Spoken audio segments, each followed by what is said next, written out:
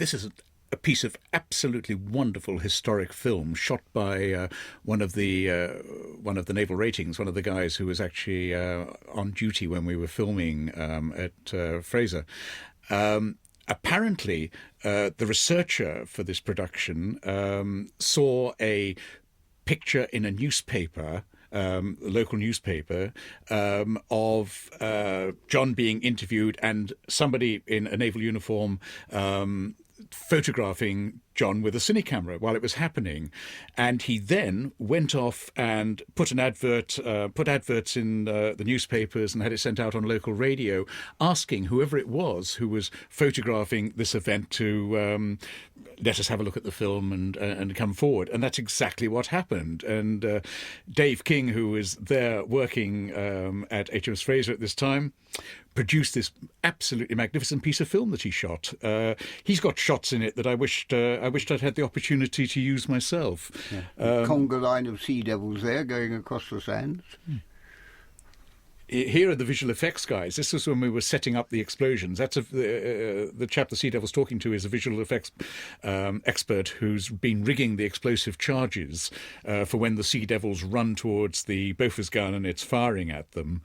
This is Stuart Fell, the more diminutive Sea Devil who does backflips when required.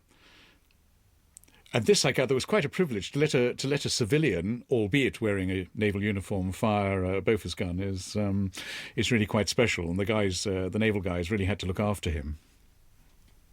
Some of those explosions look very close to the guys running along, don't they? Yes, I think they were. Burn your britches, they would. Yes, I think the advantage of having a full Sea Devil costume is that it doesn't burn too easily and it protects your legs. Yeah.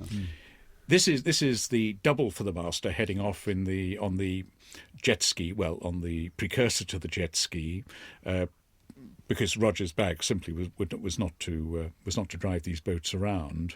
But John, on the other hand, absolutely loved it, and I think Barry was saying that he had one of these near his villa in Ibiza.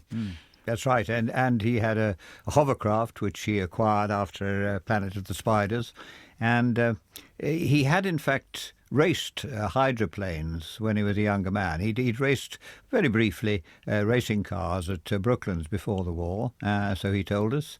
And after the war, he went back to racing, but he was in hydroplanes. He just loved this sort of thing, just loved it. Wonderful filming with him, wonderful working with him. Having a wonderful time out there. Yes. And very good at it. Very good, very confident. I mean, exactly what you need. And the advantage of we had to have something like this. I think we were going to have rubber inflatables with outboard motors, but you can't actually launch that sort of boat off a beach like this because you've got to push the boat out into deeper water, drop the outboard motor down, start it up, get it into gear and then shoot off. Whereas these boats, like today's jet skis, you can run them straight off the beach. You can run them straight up onto the beach as well without doing any damage. And they look much more dramatic. I mean, rubber dinghies would have been a bit of an anticlimax. Absolutely. These look like speedboats. Absolutely. They've got that sort of feel to them. Yeah. Another great shot of the Sea Devils escaping Sea Devils to underwater. And again, quite dangerous stuff to do, because you imagine with your helmet full of water and your rubber suit full of water, you could get pretty drowned.